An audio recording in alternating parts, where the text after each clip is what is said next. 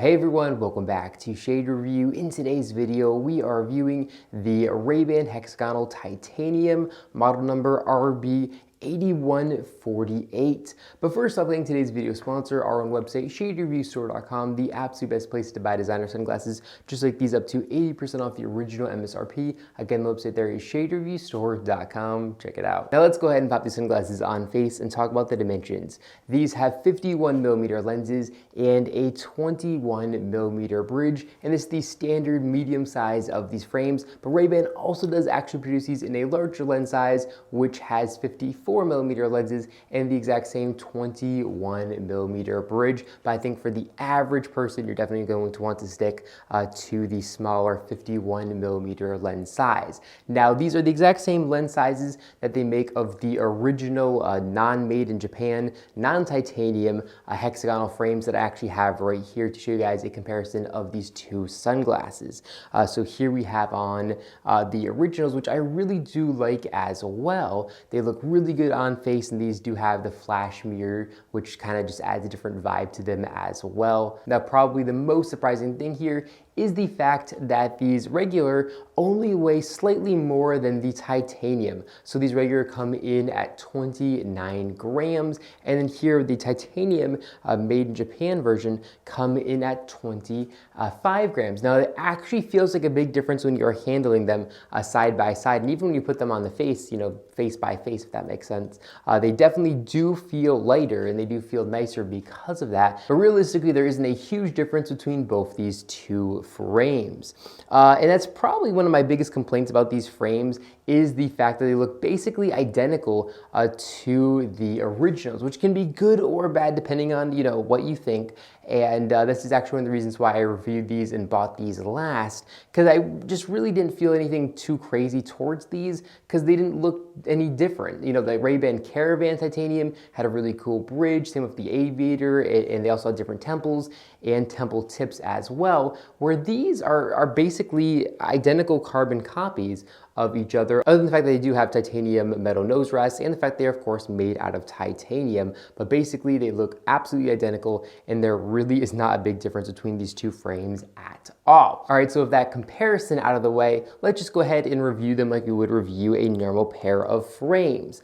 So these frames are completely made out of titanium, like I of course said. They have all metal hinges and they feel very premium and nice when opening and closing them. Very nice and substantial. They have fully adjustable titanium metal nose rests as well, so you can completely bend these out and adjust these to your liking, giving a custom fit to the face. And they do have these really nice, beautiful kind of acetate temple tips as well that look really, really good, especially when wearing these outdoors. They're going to pop behind the ear. Now, as far as lens tech goes, these are all glass crystal lenses, and these are very, very clear, and thus they're going to have very good scratch resistance as well. These are the brown lenses, so they're going to really help increase the contrast and clarity and colors of everything in the outside world. Just really, really great lenses. I do love brown lenses, and with the polarized lenses, they're going to block 99.9% of glare, which is really nice for those high glare situations as well. And if we take a look at the backside of these frames, they also do have a really nice anti-reflective material on the backside, which is definitely going to help reduce sunlight coming in and bouncing off the lens at an angle and going directly into your eye. That's going to do a really good job at reducing that glare, and that's really important for a pair of frames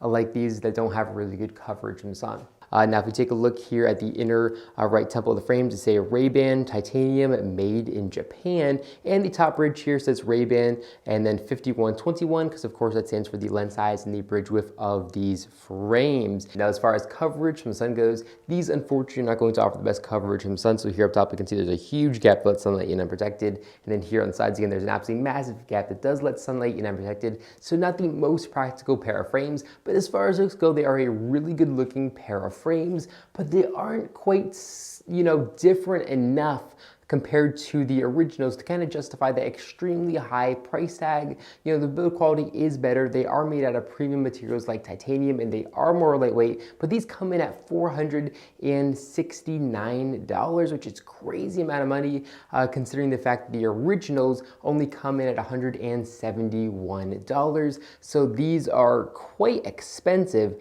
and they just don't look cool enough. They don't look different enough to kind of justify spending that kind of of money. They look like a normal pair of Ray-Ban Hexagonals. On the other hand, the Ray-Ban Caravan Titanium and Aviator Titanium, they look different. They look more bold. They look a little bit, you know, more interesting. They look more Japanese, if that makes sense, with some of those styling elements, where these just look, you know, like clones of the original. So that's my biggest complaint with these frames. They are definitely a really good pair of frames, but, you know, almost $500 for a pair of Ray-Bans is definitely a tough pill to swallow, considering they also look very similar to the originals. But that's just my personal take on these frames. Let me know what you think about these frames in the comment section down below. I'm very interested to see what you guys have to say. But that's all I have for this video. If you enjoyed it, make sure you give me a big thumbs up down below, and of course make sure to hit the subscribe button, and then you'll be notified every single time I upload a brand new video just like this one to our YouTube channel. Again, that's all I got for this video. Thank you all so much for watching, and I'll catch you all in the next one.